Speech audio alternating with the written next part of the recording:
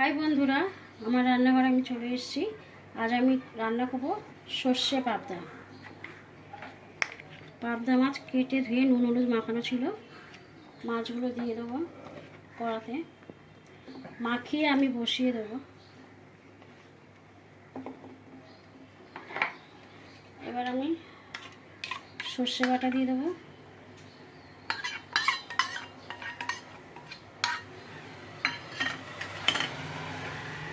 একটু লঙ্কার গুঁড়ো দেবো, হলুদ গুঁড়ো দেবো,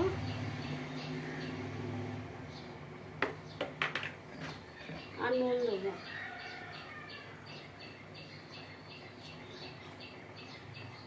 আর কাঁচা সর্ষে তেলটা একটু বেশি করে দেবো। চেরা কাঁচা লঙ্কা দিয়ে আমি একটু মাখিয়ে নেবো।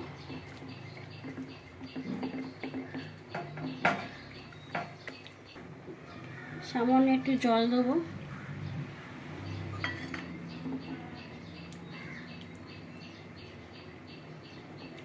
দিয়ে এবার আমি বসিয়ে দেবো। আমি গ্যাসে বসিয়ে দিয়েছি, একটু গ্যাসটা বাড়িয়ে দিয়েছি, ফুটলে তারপর আমি ঢাকা দেবো, দিয়ে হালকা আঁচে করব। আমার ফুটে গেছে, এবার আমি গ্যাসটা কমিয়ে হালকা আঁচে বসিয়ে রাখবো, আস্তে আস্তে ভাপা হবে।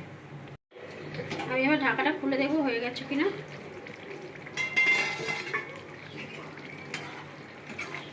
আমার বাঁচা মাছের ঝাল হয়ে গেছে সর্ষে বাটা দিয়ে।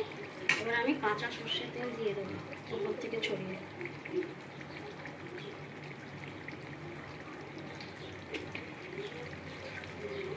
এবার আমি নামিয়ে নেব, হয়ে গেছে রান্না।